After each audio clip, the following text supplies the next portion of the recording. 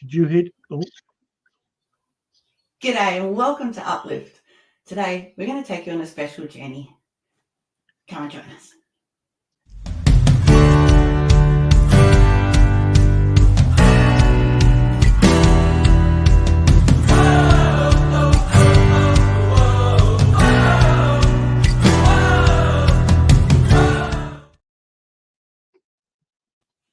Hello and welcome to Uplift, uplifting conversations that set your heart on fire. My name's Sarah Wade, joining you from Perth in Western Australia as per usual, and my lovely co-host is on the other side of the world to me. Mr. Neil Thrussell joining me from Calgary, Alberta, Canada. Welcome, welcome, welcome.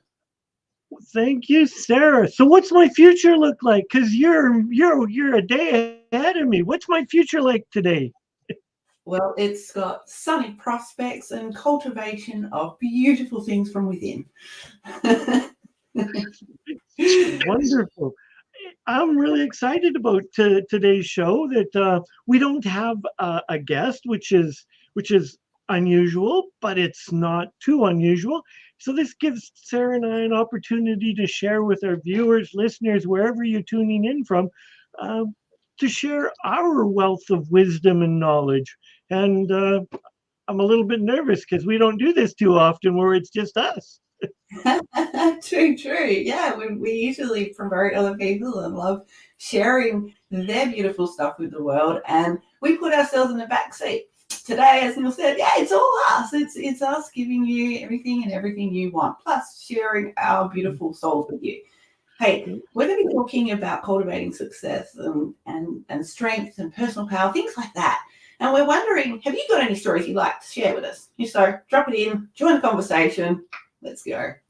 Hey, Neil, what is personal power to you? I know that you've come up with this title, so I'm curious to know what personal power is to you. And I'm the dictionary kind of guy because I thought we'd start with a common because um, we all have our own stories. But to me, it's personal power is I love this part. The highlighted part is the ability to influence people and events, and we all have it, and it depends on the circle. Like even what we class, everyone has it. It's just how influential you are in your circles, in the bigger circles, in the broader circles. We may not be the most influential in the premier sports leagues in our nations. We may have no influence or personal power in that, but in our own family, I suspect we both have personal power and the ability. Um, and I suspect that at times in your life, Sarah, you felt when you've had no personal power. Oh, absolutely.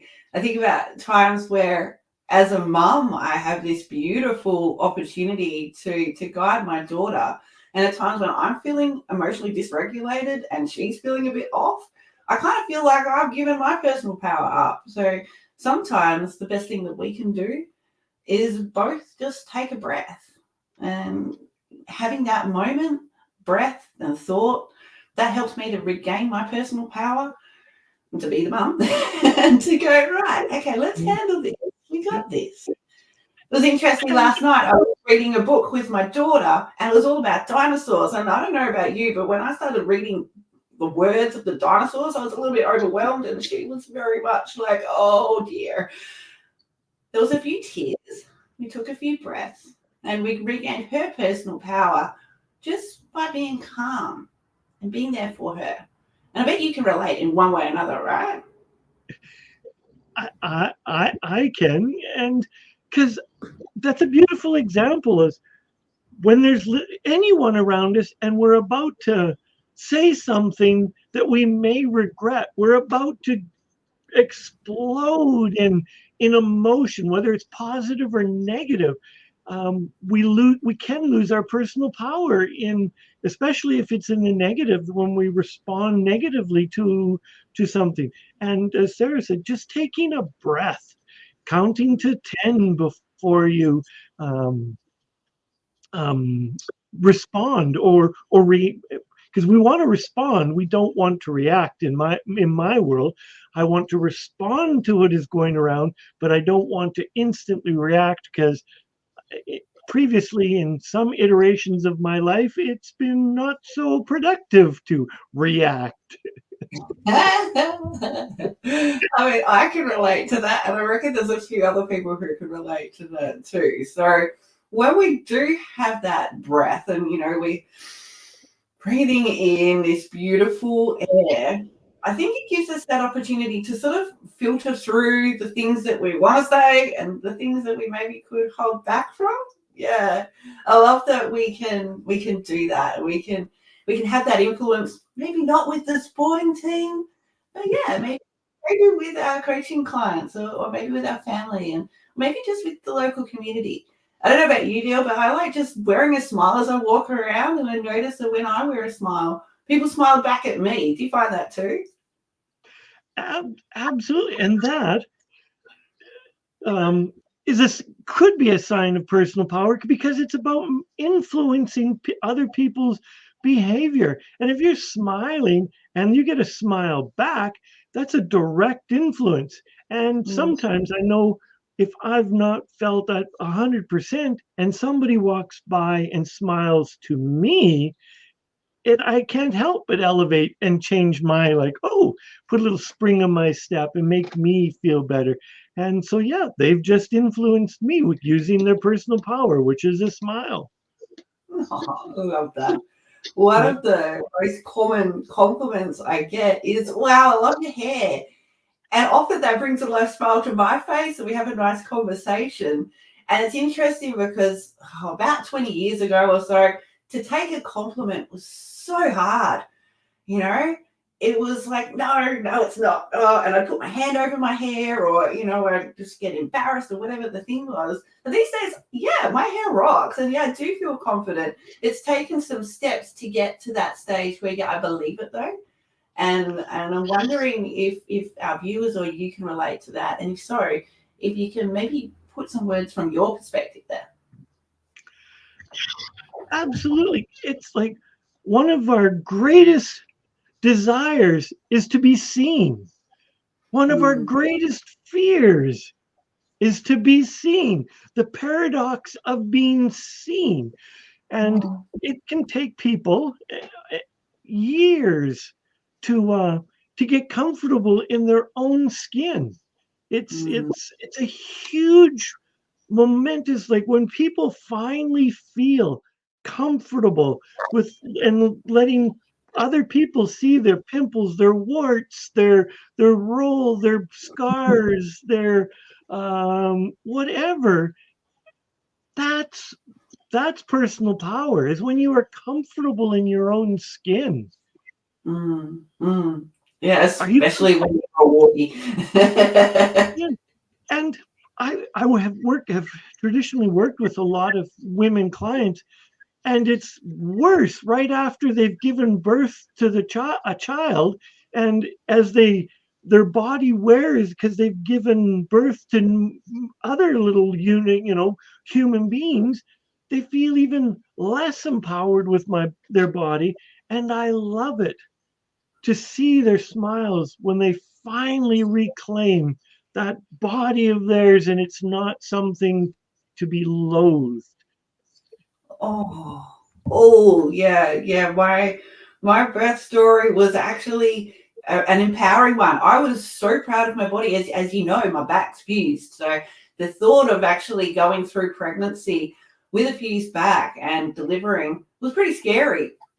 So I'm sure there are a lot of people who experience what you've just described. For me, I literally had like 9 people in the room with me cheering me on, all the nurses and everything. So it was quite a complicated birth. And I felt on top of the world, Neil. I felt so empowered. I don't think I've ever felt more feminine in my life.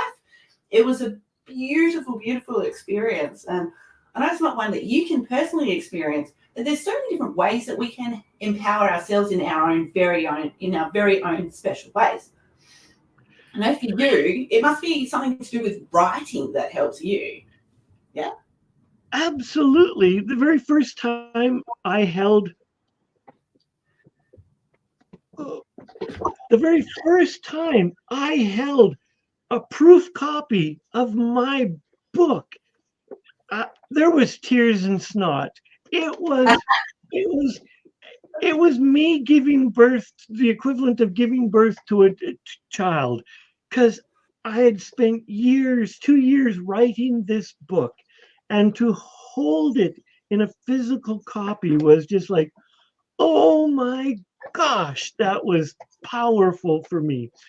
Or as a runner, the very first time I completed a marathon, I trained for 5 months with my incredible running coach, Scott McDermott, who we've had on the show a couple times, or once before, at least, maybe twice.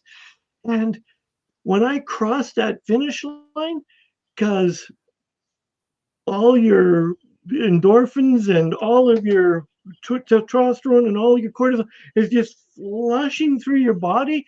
It was just like, oh, I wept because I had run 26 miles, 42.2 kilometers.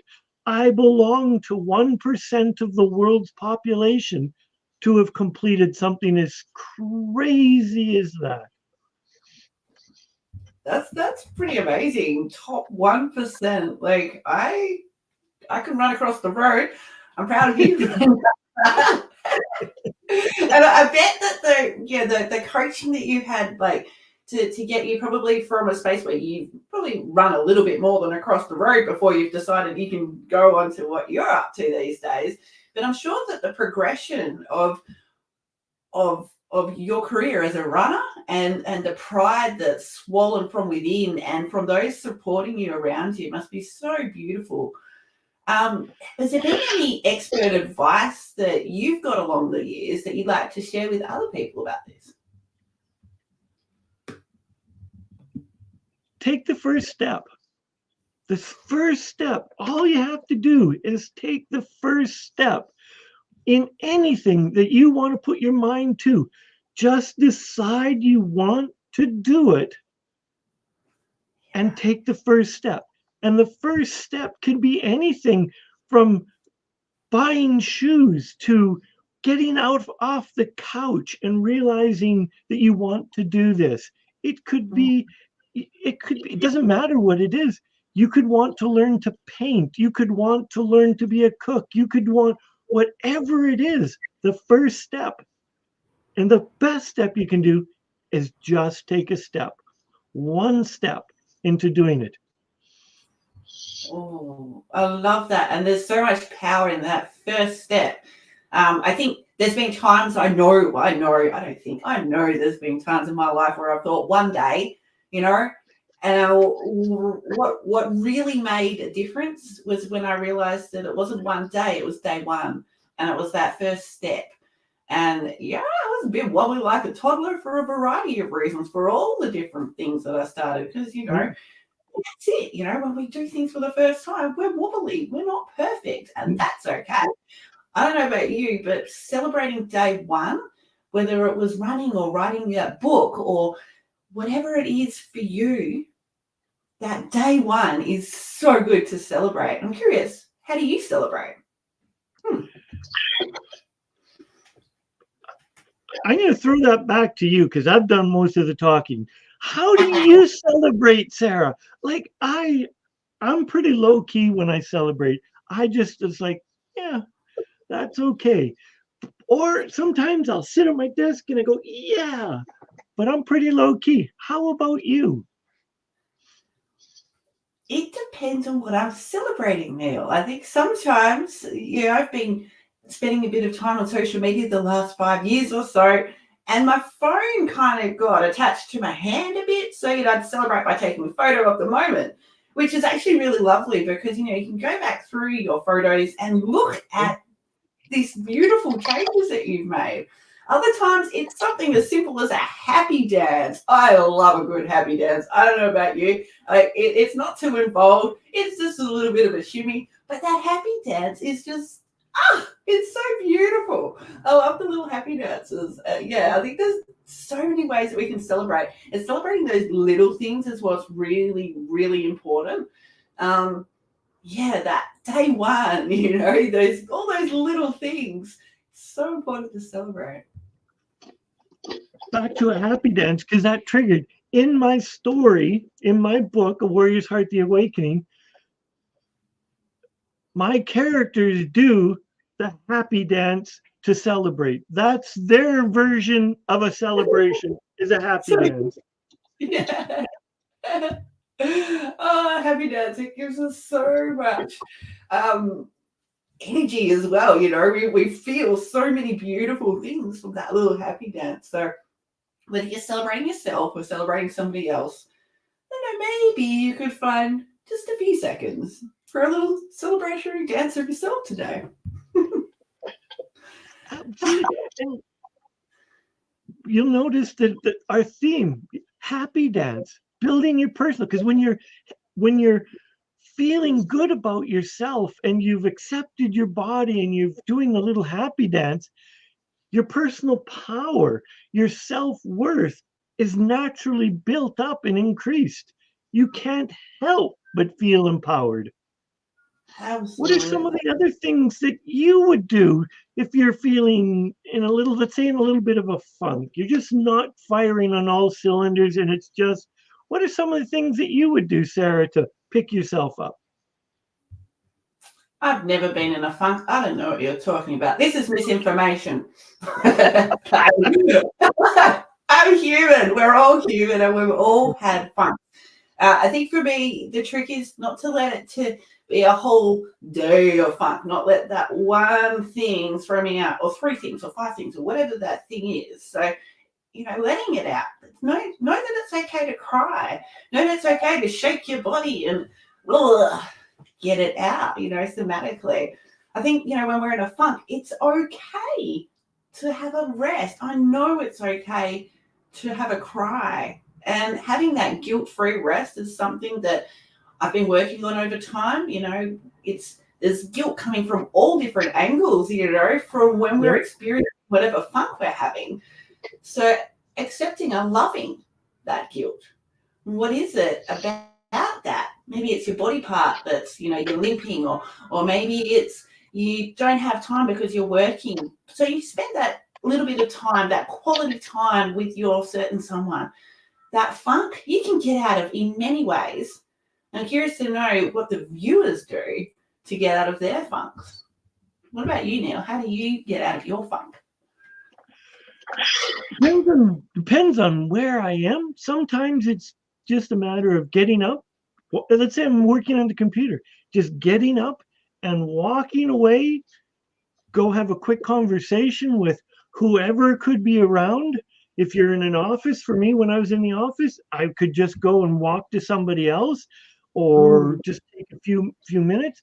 Or if it's nice out, go outside. So just what I would call is a state change. Just change from whatever you're doing right here, right now, and trying something different, whether it be moving, the dancing, a little stretch, a little. I love music, so my Spotify account, because I now work at home, is always open and ready to inspire me into to something new and different. Because I love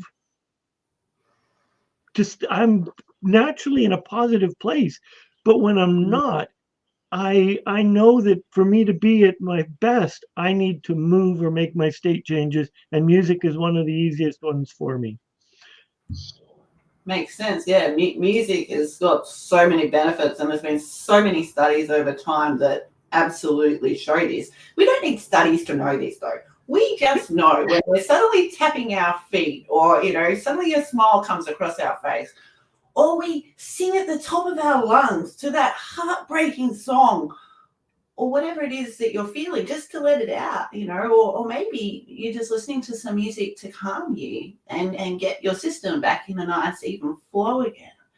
Music is so beneficial, and it's something that I absolutely love to utilize personally. And often I find that music can influence my art. You know, sometimes if I'm feeling like a bit of for one reason or another, especially when I was a teenager, I used to throw paint, I'd throw paint on a canvas, and whether the balloons popped as I threw darts at them or I just literally picked up paint and threw it. The act of physically throwing things combined with the beauty that was unveiling in front of me and like the chaos, the beauty and the chaos, it was so good. And I love that, we can integrate various aspects of our lives to suit our needs because, we're all unique, just like everybody else. So there's no one way here. Being you, your way, and cultivating your uniqueness, that's what's important. Yeah, the spiritual, personal power is influencing others, and community is one of the greatest influences for me of personal power. Belonging one of the things is belonging to a community.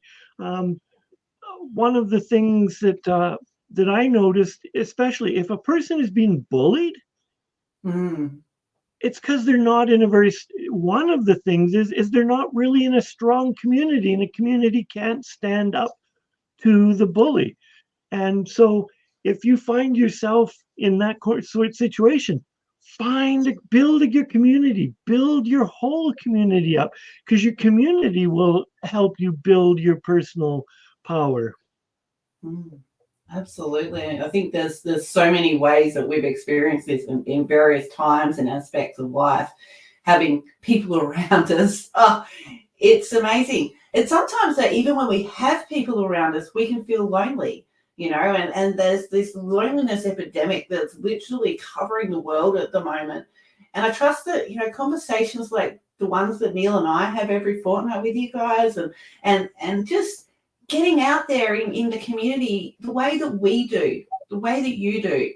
I trust this helps, It's a beautiful thing for us to experience, and I hope it is for you too. Yes, and that's part of a community. And for those that are viewers, our listeners, however you're hearing this or watching this, you're part of our community. And our goal is to uplift people. And that's what we're endeavoring to do. This is why we're talking about personal power. It's because we all have the ability to change ourselves. I have no power to change Sarah, and Sarah has no power to change me. But I know, I have the ability, and I am the only one that can change Neil. And so I encourage people to find uplifting music, uplifting books, uplifting videos, uplifting whatever, and bring that in as a practice into their lives, into your lives. Absolutely. I do want to circle back to where we started, though. You can influence us. Your calming presence can benefit me. Well, you can't get in my head and rework things, and you can't do certain things to make me do the thing. Your calming influence can be so important to someone who is losing their mind for one reason or another, whether they're stressed because they can't pronounce the dinosaur, or they're stressed because they're going to a really important appointment, or because a family member's died, or whatever the thing is that's causing an emotional whoo. Having that calm person around, maybe they put on some calm music, maybe they're having a little happy dance, mirroring things that can flip you into a different state, into a way of being where you're feeling much better. Oh, it's so beautiful. Yeah. And yes, Sarah can't make me do anything, but Sarah can influence me. There's many stories on the internet of where somebody was going to commit suicide, and whether they're true or folklore, but there's always somebody we know that has been turned around from addictions or suicide because someone has said a kind word to them. And they've responded because they've hit hit the rock bottom, and that kind word has influence.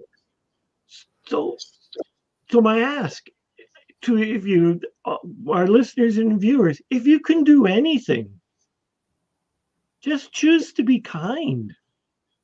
Yeah. What a gift. I know that one of the beautiful experiences I had was talking to homeless people in Melbourne a few years ago. I was at a business boot camp, and I watched this. As someone with multiple injuries, I wasn't running anywhere. I watched everybody else run top speed to go do the activity. Now I watched this homeless guy just going, "What is happening? Like, do I need to run too?" You know. Nobody spoke to him. Nobody spoke to the guy who'd watched everything that had happened for at least a few minutes beforehand. And I went and sat with him and asked him questions and having kind words. And I knew his name. I'm not going to share that with you now. I still remember his name. We had a beautiful, beautiful conversation, which actually led naturally into the reason that we were out there. And he helped me. And you know what was beautiful about this man? We actually had this mission to go and get, I think it was $500 cash off a stranger.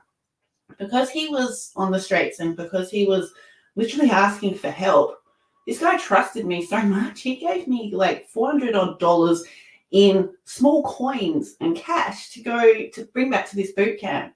He trusted because I was kind to him. And actually, we didn't get back there first, but the person who put on this boot camp actually gave him the same money that he raised. So just by having a kind conversation with a random person, this guy's life just, he wore a smile that day, and he had a hotel room to sleep in, and he ate well, and that was such a beautiful thing to experience.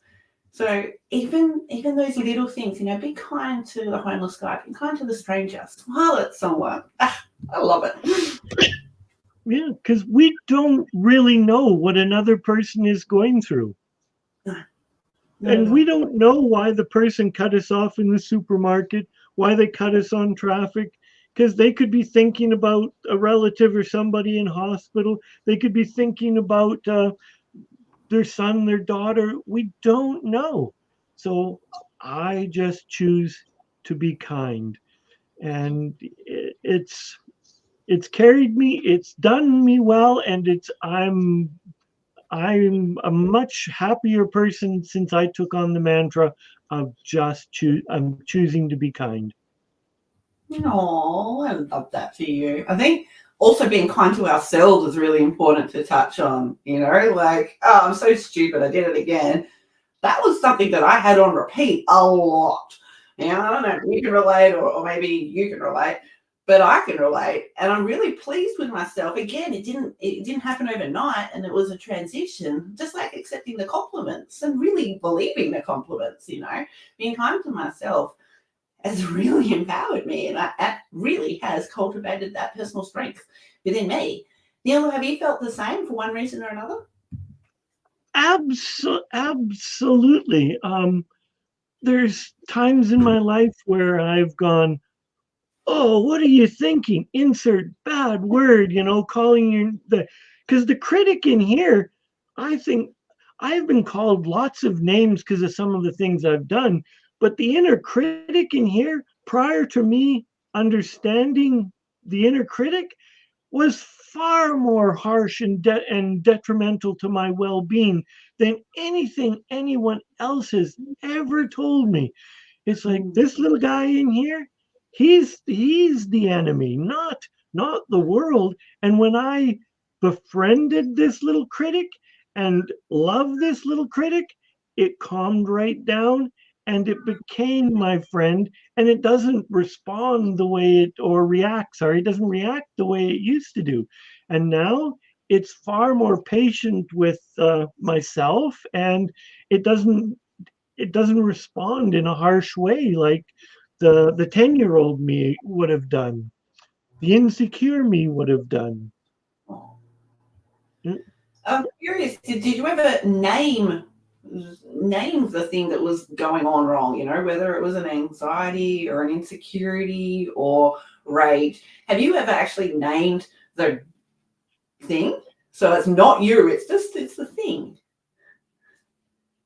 I have not. In all the work that I've done, I've just, because I understand its job, but I always just call it, it's just been part of me. So it's an aspect of me, and I don't have to like that aspect of me, but I know it's an aspect of me. Yeah. It's Have interesting you? the aspects that we take on, isn't it? You know, that we really believe, you know, those ones that just there's no way you're going to shift that about me. Nah, I am disabled, or I am X, Y, or Z. Like these are big statements to make, or simply saying I have a disability, or I have anxiety, or I have ADHD, or whatever that thing is for you, can make such a difference.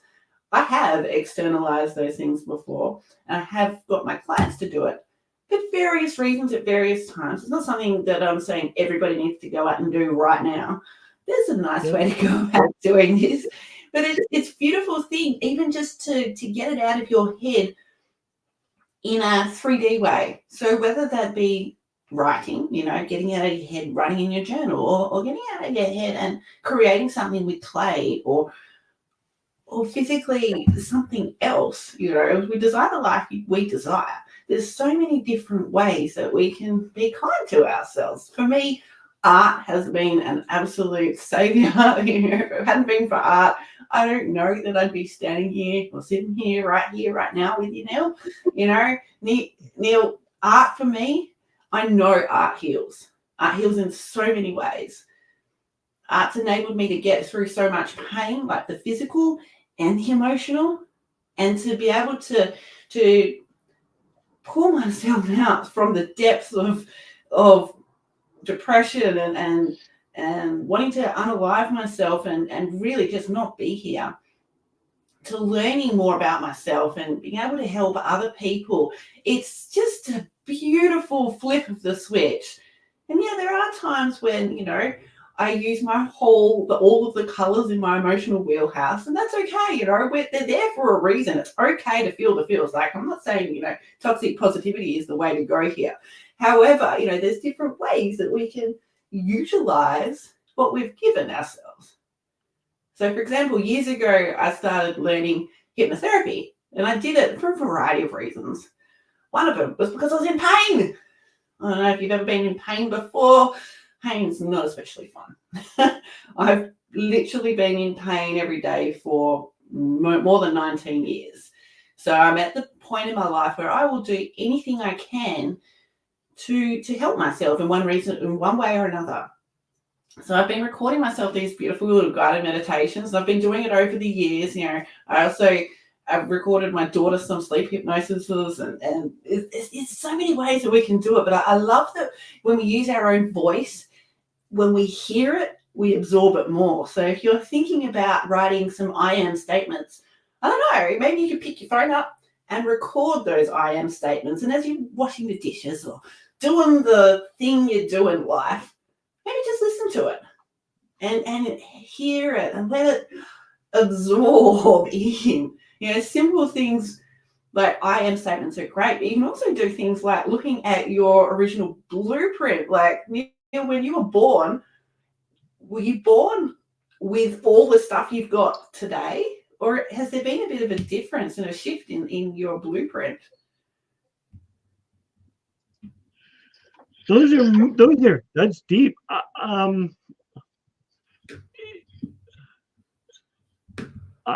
Like depends on which philosophy that you're coming at, because I was born with no skills and no talents, and I have cultivated my skills and talents to meet my ultimate purpose and my ultimate way of being. I know that I am on this planet for a reason. I know that I am here for a purpose, and I know, whether I like it or not, life is an opportunity, as opposed, and it's for me to grow. I don't like some of the lessons that I've been given, but it's just the way it is, and it's how I respond to these lessons as opposed to react to these lessons. And I'm getting better at responding as opposed to reacting. And so I believe we all have a destiny or a purpose, and I'm still working on mine. And because if you believe you're here for a reason and a purpose and a destiny, the moment you fulfill it, you check out. So I'm still here. So I haven't fulfilled all that I'm supposed to be doing. And if you believe in God, God hasn't called me back. If you believe in the power of the universe, I'm not done, and I still need more work to do. And you, Sarah? I wonder what future Neil will say, like as he looks back and communicates with you. Yeah, so curious that the iterations of you are just phenomenal. I think I know that when I was born that I didn't have any broken body parts. I know that I wasn't healing in one way or another. So as I look at my personal blueprint, one of the guided meditations I've recorded for myself is to look at the differences. Maybe there's a bit tight muscle somewhere, or maybe there's some screws that are causing some problems or are holding everything in place. How we love ourselves is really important. I've got to the stage now where I love my ankle. I broke it in 17 places. I used to hate it. I used to have so much pain emotionally and physically because of my ankle. But when I started loving on it and giving it nurture and saying, hey, what are you actually trying to communicate with me here? Probably just take a moment, rest, love yourself. These were huge things for me. And it was something that I didn't know when I was born, and that I've grown and I've learned. So our blueprints can change. And I love that, we can go, yeah, I'll take some of this, or I don't like that part. And our unconscious mind can take and shift and do so much to benefit us. I think it's absolutely phenomenal. I think it's really amazing what we can do. Even simple things like studying, you can study overnight by listening to subliminal messages. Like, have you ever done that, Neil? Have you ever studied or heard something in your sleep to help you with a problem? I had a recurring dream for a month before I was smart enough to decide to write this. Well done, you're just a bestseller. Dreams made it happen for you. Yeah, I had a I had a recurring dream for over a month, and then I said to Tina, my wife, I need to write this story. And at that point in time in my life, I was great at starting 100 things, but never finishing some of them. And she just looked at me with that look that only a person that's been married for many, many years can give you. Okay. And she gave me that look. And that day I started writing. And the next day I did nothing. And the next day I did nothing. And then the dream went away. And I went, oh, well, maybe I'm not supposed to write it. And it was the test to find out how I was really dedicated to this. And well, I wasn't. So the universe gave me a little test again. 2 weeks, 3 weeks after I had stopped having the recurring dream, it came back. I was up at 6 a.m. in front of my computer, and I was writing, and I got to work. I knew that I was supposed to be doing that. That was the whip crack. And but the interesting part, as an aside, the reoccurring dream, the part that I had, didn't get finished or written till I had written book 3 of the series. When I first started, I thought it was one book. About 5-10 days into it, Tina walks into my office and I'm crying and I'm like, it's not one book, it's 3 books. And I'm crying and I've never written one novel, let alone 3. I was just in this woe is me self pity, but I knew I had to write it. I knew it was like in my DNA and I just had to do it. And the part that was in my reoccurring dream didn't get written till book 3. Oh, all of the setup, hey? Yeah. I think the interesting part too about your story, Neil, is what happened in between your books. You know, you're going in there gung ho at the start, and then there was this event that changed everything, and you had to relearn and redo a lot of stuff. I'd love you to go into that for the audience who are unaware of what you've overcome and how maybe they can emulate some of your amazing qualities. Well, thank you. Well, when I wrote the first book, and then I started the second book, and I probably was 5,000 or 6,000 words into it. My books are genuinely, I mean, generally between 60 to 80,000 words. So I was just in the infancy of this book. And then I had dramatic and catastrophic memory loss. So I could get lost in my own neighborhood without a GPS and or someone to take me home because some of the familiar landmarks weren't there and just I was completely lost.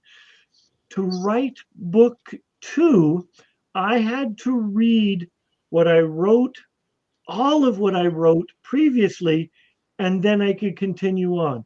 So when you're writing 60,000, 60,000 words and you stop at 40,000 words, you have to read all 40. I had to read all 40,000 words to be able to write 40,001, 40,002. And then the next day, I had to start all over again to reread to continue on this story. But I did. And it was took me 2 years to write it, and then I released that one, and it took me 2 years to write. No, it took me a year to write the third one because by then my memory retention for the story was able to stay there better. Thank goodness. Oh, absolutely, Neil. What a heartbreaking thing for others around you to experience as you did you. And I imagine that you were very proud of yourself and possibly at times annoyed at yourself. Would that be fair to say? Well, I went through all the emotions. Sometimes I was absolutely terrified because if I was left on my own and I got somewhere and I didn't know how to get out, and without my cell phone and Google Maps, I would be in trouble because some cities are laid out in a grid formation. Calgary, where I live in, is not. So you can get into these twisted and turning places, and I was absolutely terrified because I didn't know where I was. Thank you. And one of the funny things is, all my driving was so ingrained. I knew the rules of the road. I just didn't know where I was going on the road, but I knew the rules of the road. Yeah, gotcha. Wow. So I went through all of the emotions, like absolutely terrified to absolutely, when I would get out of a particular situation, elated, woohoo, happy dance, to very proud of myself. Book 2, I cried tears again when I finished book 2. It was beautiful. It was just like people that were helping me in my book, I were there to celebrate with me. It was wonderful. Oh, I'm so proud of you. Sarah, when you've created art, have you ever taken days, weeks, months, or years to create a piece and then stood back and gone, holy shit, I did that? Well, I'm going to confess here, I have ADHD, so, I've kind of followed the dopamine a fair bit, and I have a lot of different hyperfixations on a lot of different types of art. So, yes, there has been art that I'm like, yeah, let's go. And then I'm like, oh, I've almost finished it. I've kind of lost it. Yeah. Oh, look, something else to do that's captured my attention. So, well, for example, when I was pregnant with Maya, before that, I was doing a lot of market stores and making my own clothing. When I was pregnant, I was so sick. I was literally hospitalized for most of the time, just vomiting constantly. And I couldn't sew. So recently in my shed, I found boxes and boxes of 3/4 finished clothing, like boxes of them here, like kilos of them. And next to that, there's these beautifully huge paintings that I've started that have got, kilos of crystals on them and resin and paint and all the things. So yes, I have most definitely started things and come back to them later. And gee, it's an amazing feeling to finish it. I wonder where this could go, like the different iterations of you, like sliding doors. Had I picked it up that day, could it have been a different color? Had I picked it up in a different mood, could it have gone in another direction? I think, just the way that we are and the way that we take on things is really amazing. I'm loving the iterations of me right now. I bet you are too. Absolutely. I'm loving the iterations of Sarah. Thank you. Yeah. Hey, speaking of iterations of Sarah, one of the things I've been doing recently, as I mentioned, is recording some guided meditations. So I was curious to know if you guys would like to join us for about 9-minute guided meditation that you can listen to in your own time. You can listen to it live with us now. But yeah, would you be interested? Would you like to hear some? You would? Excellent. Well, bear with me while I find the right button to press. And I look forward to. And before we do this, please do not be driving or while you're listening to this. If you need full focus, please listen to this at another time, because most meditations will put you into a little bit of a trance, and we want you to be fully functional. So we would love it if when you listen to it that you have the time to sit and be still and just let the meditation do its work. Absolutely. Use your discernment wisely. Yeah. Yeah. Okay. Well, I'm going to press the right button, and I trust that you enjoy this.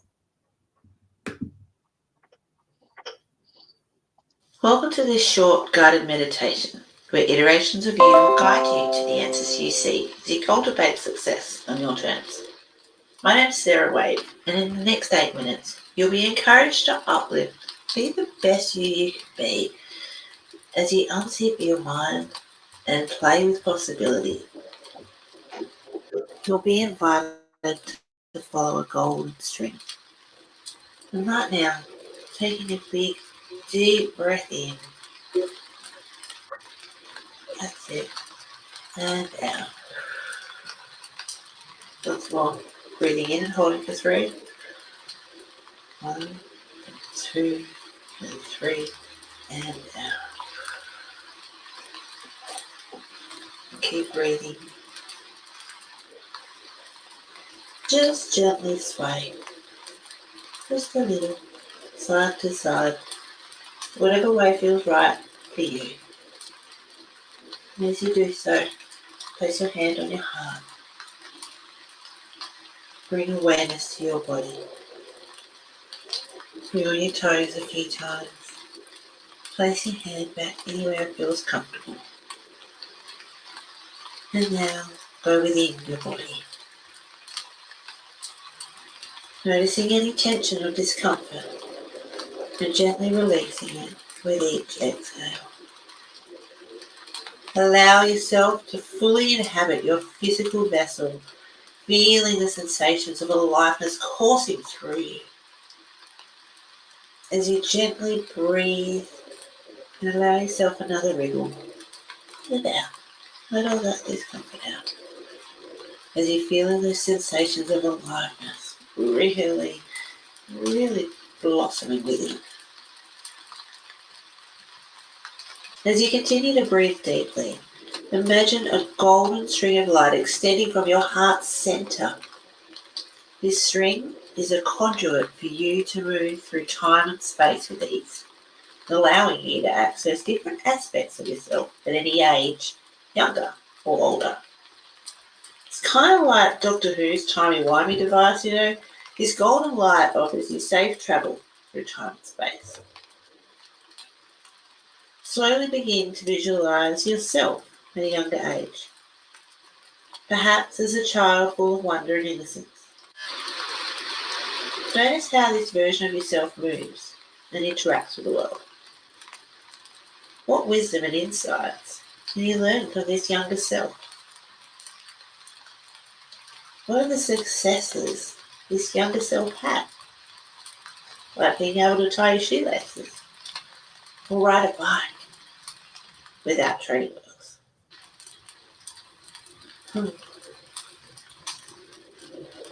Noticing that gentle pull of that golden light as you begin to shift your focus to an older version of yourself, one older than you are now, one filled with the experiences and lessons of a life well lived. Whew. What guidance does this older version of yourself have to offer in this moment?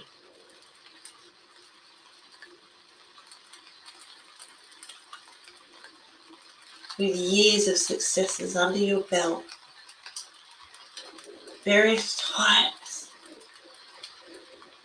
various people. What is it that your intuition is guiding you to know?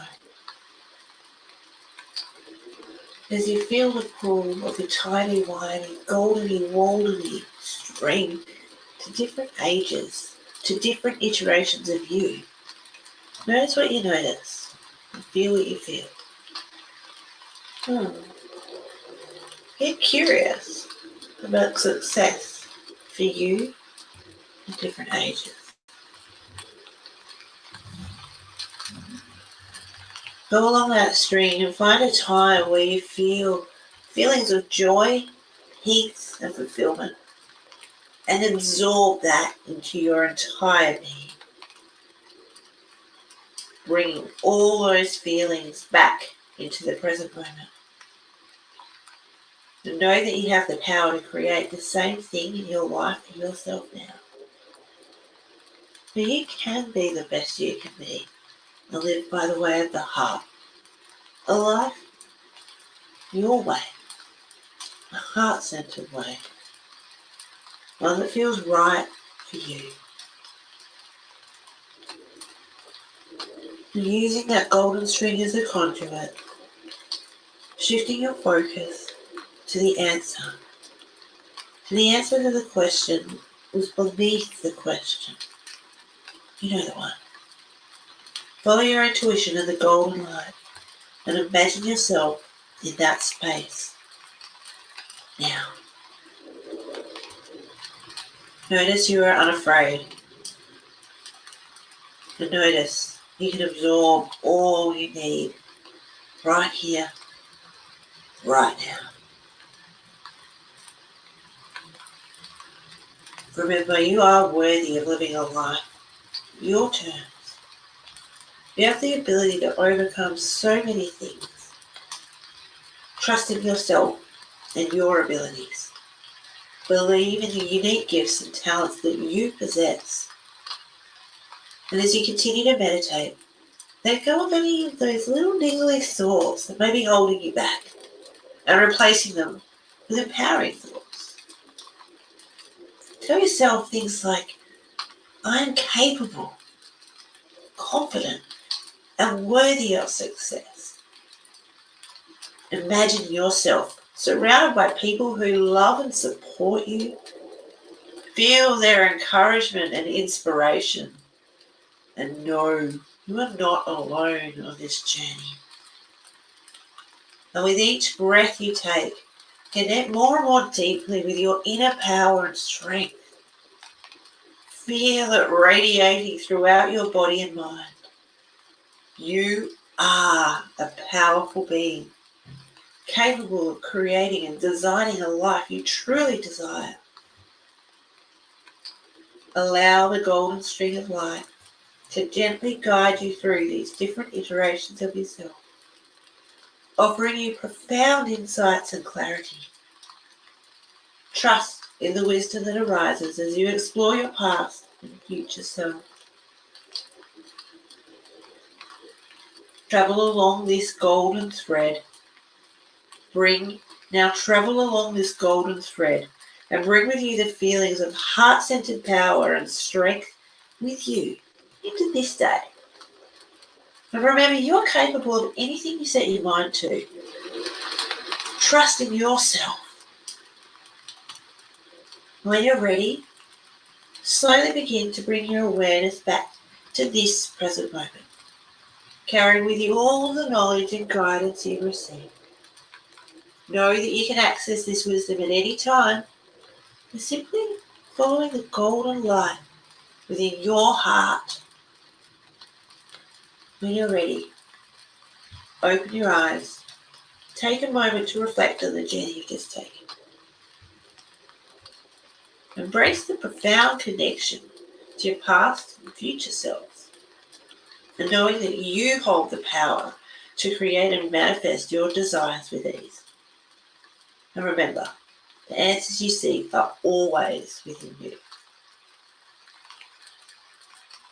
You can listen to this recording anytime. When you do, you may just notice what you notice, feel what you feel. Something a little special each time.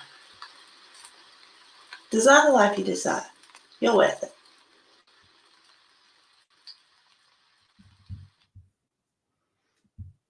And that, my friends, is my guided meditation. And I trust that it filled your heart with warmth as well. I feel very proud. I learned some new things, and I'm happy to share with you. We are about to wrap up Uplift for today, and I want to thank you. Thank you for subscribing to our show. Thank you for listening to the show. Thanks for sharing it and just having amazing conversations with us, both on screen and off screen. You guys mean the world to us, and we love you. Liam? Well, thank you. And I leave you with, if you're going to do anything and be anything, just choose to be kind. Absolutely. Take Till care, next guys. time.